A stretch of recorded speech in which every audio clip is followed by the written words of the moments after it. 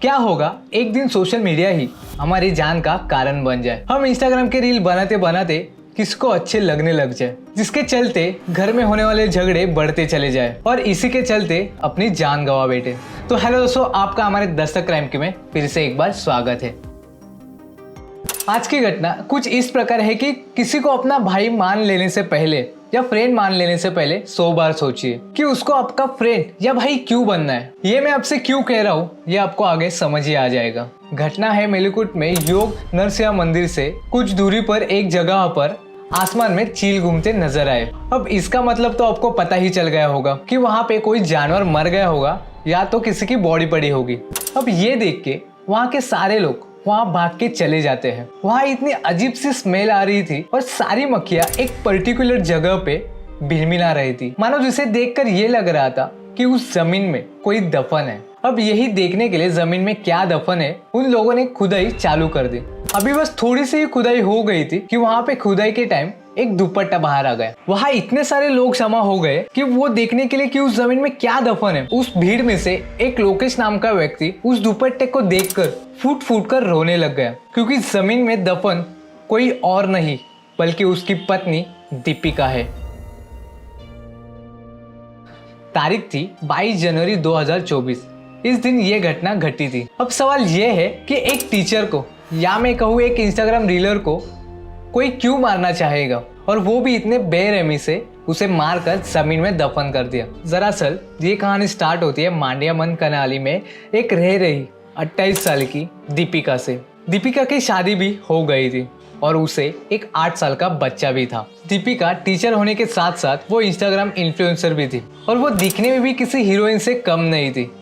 इसी वजह से वो कम टाइम में ज़्यादा फेमस हो गई और उसके लाइक और फॉलोअर बढ़ते चले गए। दीपिका के जीवन में सब कुछ अच्छा चल रहा था। वो टीचर होने के कारण उसे अपने गांव से मांड्या जाना पड़ता था, वो भी 40 किलोमीटर। इसीलिए उसे सुबह जल्दी स्कूल के लिए निकलना पड़ता था। वो घर से स्कूटी से अपने बस स्टॉप पे जाती थी और वहां से वो बस पकड़ के अपने स्कूल जाती थी। यह हर रोज का उसका आना जाना था, लेकिन दुर्भाग्य से उसकी बस मिस हो जाती है तो वो अपने स्कूटी से ही स्कूल जाने का फैसला कर लेती है। और ठीक दोपहर के 2:30 बजे उसका पति उसे फोन करने लगता है, पर उसका फोन बंद आ रहा था। और फिर कुछ समय बीत जाता है, स्कूल की छुट्टी हो गई थी, पर अभी तक दीपिका अपने घर नहीं लौटी थी। लोकेश परेशान होकर अपने जानने वाले स्टाफ को फोन करके उनसे पूछताछ करता है, तो वो लोग ये कहते हैं कि वो तो 12 बजे स्कूल से निकल गई है। ये सुन के लोकेश को बहुत अजीब लग रहा था, लेकिन लोकेश यहाँ पर भी रुका नहीं। उसने अपने रिश्तेदारों को फोन किया और उनसे पूछताछ करने लगा। तो उन्होंने ये कहा, ना वो हमारे यहाँ आई है और ना ही उससे हमारी बात हुई है। अब लोकेश की चिंता बढ़ती चली जा रही थी, क्योंकि आज से पहले कभी ऐसा हुआ ही नहीं था कि दीपिका मुझे बिना बताए कहीं चली गई है। अब तुरंत वो यहाँ रुकता नहीं है, वो पुलिस स्टेशन जाता है और दीपिका की लापता होने की रिपोर्ट लिखवा देता है। पुलिस तुरंत ही जांच शुरू कर देती है और उसी शाम को दीपिका की स्कूटी मेलकोट योग नरसिंह मंदिर के आसपास स्कूटी मिल जाती है। लेकिन काफी छानबीन करने के बाद दीपिका के बारे में कुछ भी पता नहीं चला और ऐसे ही आगे 2 दिन बीत गए। लोकेश को अब ऐसा लगने लगा कि पुलिस इस केस को लेके सीरियस नहीं है। स्कूटी मिलने के बाद भी ये लोग दीपिका का पता कैसे लगा नहीं पाए, जिसके बाद लोकेश और कई सारे लोग मिलके जिस इलाके में स्कूटी मिली थी वहां जाके सबूत ढूंढने की कोशिश करते हैं, जिससे दीपिका का कुछ पता चले। तभी उन्होंने देखा कि एक पर्टिकुलर जगह पर आसमान में चील घूमते नजर आ रहे हैं। और जैसे कि मैंने आपको शुरू में ही बताया था, और जब जमीन को जल्दी से खोदना शुरू कर दिया तो सबसे पहले एक कपड़ा दिखाई दिया, तो उसी को देख के लोकेश रोने लग गया, क्योंकि वो वही कपड़ा था जो दीपिका ने उस वक्त पहना हुआ था घर से स्कूल जाते वक्त। पूरी खुदाई करने के बाद उसमें से एक बॉडी निकली। उस बॉडी की पहचान कर पाना बहुत ही मुश्किल हो रहा था, क्योंकि जिसने भी ये किया था उसने उस बॉडी का चेहरा पहचानने लायक रखा ही नहीं था। लेकिन लोकेश ने उसे पहचान लिया उस कपड़े की वजह से कि वो मेरी पत्नी ही है। फिर लोगों ने तुरंत ही पुलिस को इन्फॉर्म कर दिया और पुलिस आते ही उस बॉडी को पोस्टमार्टम भेज दिया। पुलिस वालों को ये भी उम्मीद नहीं थी कि लोग मिलकर दीपिका की बॉडी ढूंढ लेंगे। वैसे ही पुलिस वालों को ये तक खबर नहीं थी कि ये न्यूज़ इतने जल्दी वायरल हो जाएगी। देखते देखते ये न्यूज़ सोशल मीडिया पर इतनी वायरल हुई कि टीचर के साथ ये सब हुआ है।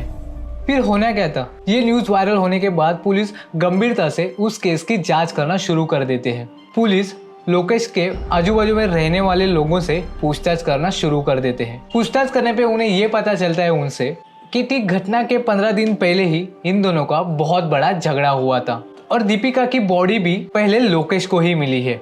अब ये सुन के पुलिस को भी कहीं ना कहीं लोकेश पे शक आ रहा था कि ये सारा खेल लोकेश का ही हो सकता है। इसके बाद पुलिस लोकेश को पकड़ के थाने लेके आती है और उससे पूछताछ करना शुरू कर देते हैं और इसी पूछताछ द्वारा लोकेश एक इतना बड़ा खुलासा करता है और वो काफी हैरत अंगेज होता है।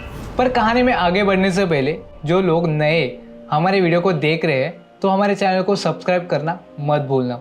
पहले सब्सक्राइब कीजिए फिर वॉच कीजिए। लोकेश ने पहले पुलिस वालों को यह बताया कि 22 साल के एक लड़के ने जिसका नाम था नितेश घटना वाले दिन दीपिका को फोन किया था। अब आपको नितेश तो पता नहीं होगा, तो नितेश वो लड़का है जो दीपिका का बहुत क्लोज फ्रेंड है और उसका दीपिका के घर पे आना जाना लगा ही रहता था। तो मैंने आपको पहले ही बता दिया था कि दीपिका टीचर होने के बावजूद भी वो एक इंस्टाग्राम इन्फ्लुएंसर भी है। उसके फोटोज और वीडियोस देख के आपको अंदाजा तो आ ही गया होगा कि वो किसी हीरोइन से कम नहीं दिखती थी। इसी वजह से लोगों ने उसे फॉलो करना चालू कर दिया था और इन्हीं फॉलोअर में से नितेश भी एक था, मगर उसने इंस्टाग्राम पे उसे फॉलो नहीं किया था। उसने उसे रियल लाइफ में फॉलो करना स्टार्ट कर दिया था। चूंकि वो दोनों एक ही गाँव के थे, उन दोनों की पहली दोस्ती हुई और दोस्ती इतनी बढ़ गई कि दीपिका और नितेश का घर पे आना जाना शुरू हो गया। पर इसी तरह से दोस्ती बहुत आगे बढ़ चुकी थी। दीपिका नितेश को भाई मानती थी और नितेश भी दीपिका को अपनी बहन मानता था, लेकिन ये सच नहीं था क्योंकि वो एक भाई होने का बस दिखावा कर रहा था। इसी तरीके से 2 साल बीत गए और अब उसके रील एडिट करने के बहाने उसको कॉल मैसेज करना, उसके घर पे आना जाना लगा ही रहता था, जिसके चलते अब दीपिका के पति को इस बात से चिढ़न होने लग गई थी कि नितेश उसके पत्नी के कितने करीब आ चुका है और हमेशा उसे कॉल मैसेज करता ही रहता है। और दीपिका भी उसके घर पे आती जाती रहती थी और नितेश भी इनके घर आया जाया करता था। तो इस बात को लेकर वो बहुत परेशान हो गया था और गांव के लोग भी ये देखकर तरह तरह के बातें बनाने लगे और लोकेश को बोलने लग गए थे। और इसी वजह से लोकेश अपने पत्नी से बात करने लग गया था और इसी बात को लेकर बहुत बड़ा झगड़ा हुआ। लोकेश ने कहा कि तुम मुझसे दोबारा नहीं मिलोगी, ना उसका मैसेज आएगा, ना उसका कॉल आएगा और ना तुम उसके घर जाओगे और ना ही वो हमारे घर में आएगा। हालांकि दीपिका ने इस बात को स्वीकार कर लिया और उसने नितेश को भी ये कह दिया कि आज से हमारी दोस्ती यहाँ पे ही खत्म होती है और ना ही तुम मुझे कॉल करोगे, ना ही मैसेज करोगे और ना ही मेरे घर पे आओगे। जैसे कि मैंने आपको कहा था कि नितेश बस एक भाई होने का दिखावा कर रहा था, लेकिन वो अंदर ही अंदर कुछ ख्याली पुलाव पकाता जा रहा था। तो कहीं ना कहीं पुलिस वालों को उस पर भी संदेह आ गया, हो ना हो इसमें नितेश का भी हाथ हो सकता है और इसी संदेह के चक्कर में पुलिस वाले उसके पीछे लग जाते हैं। लेकिन यहाँ पर यह पता चलता है कि नितेश ना गांव में है और ना ही घर में मौजूद है। तो पुलिस उसका नंबर ट्रेस करने लगते हैं, लेकिन उसका नंबर बंद आ रहा था। इसी कारण पुलिस वालों का शक नितेश पर ज्यादा गया, तो उन्होंने उसे ट्रैक करना चालू ही रखा। नितेश ने गलती से उसका फोन उसने ऑन कर दिया और पुलिस वालों ने तो ये ट्रैक करना चालू ही रखा था। तो फटाफट उन्हें पता चला कि वो विजयनगर में मौजूद है। तुरंत वहां पुलिस जाती है और उसे अरेस्ट करती है और उससे थाना लेके आती है। उसके बाद पुलिस वाले उससे पूछताछ करने लग जाते हैं। नितेश ने जो बात पुलिस वालों को बताई वो बहुत चौंका देने वाली थी। नितेश ने बताया कि हम दोनों की बातें जब बंद हुई तब मुझे बहुत अजीब लग रहा था। मुझे लगा दीपिका ने मुझे ब्लॉक किया होगा, इसीलिए मैंने उसे कॉल भी ट्राई नहीं किया। जब मैंने कॉल लगाया तो उसकी रिंग बजने लगी और फिर मुझे लगा कि उसके भी मन में मेरे लिए कुछ तो है, तो इसीलिए उसने मुझे अभी तक ब्लॉक नहीं किया है और मैं फिर उसे बुलाने की कोशिश में लग गया।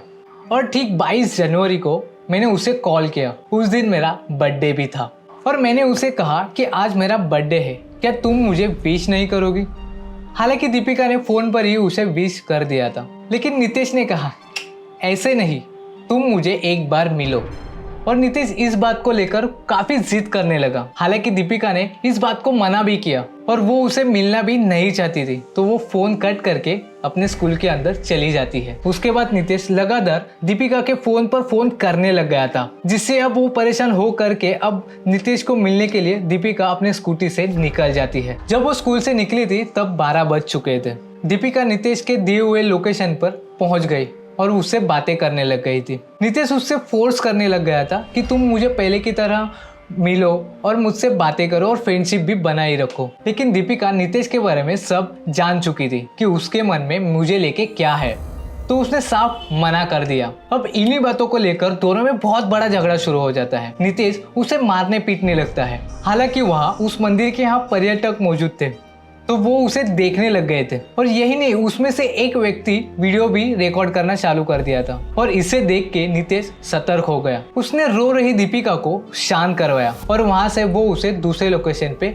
लेके चला गया। और वहां लेके जाने के बाद भी नितेश रुका नहीं, वो वहां भी उसे यही चीजों के लिए फोर्स करता रहा। दीपिका ने उसे कहा कि मेरे पति और मेरा बच्चा ही सब कुछ है और तुम मेरे लिए मायने नहीं रखते, अब मैं तुमसे बात नहीं कर सकती और ये हमारी आखिरी मुलाकात है। इतना बोलने के बाद बस दीपिका पीछे मुड़ के आगे बढ़ने ही लगती है। तभी अचानक से पीछे से नितेश ने उसका पल्लू खींच लिया और उससे ही उसका गला दबाने लगा। दीपिका वही जमीन पर गिर जाती है और उसे थोड़ी बहुत चोट आती है। अब उस नितेश ने जल्दी से बाजू में पड़े हुए एक बड़े से पत्थर को उठाया और दीपिका के चेहरे पे, और ये सब करने के बाद भी नितेश का अभी तक मन नहीं भरा था। पहले तो उसे दुपट्टे से ढक दिया, वापस वो दीपिका का गला घोटने लगा और इसी तरह से दीपिका की जान चली गई। नितेश ये करने के बाद भी घबरा नहीं गया।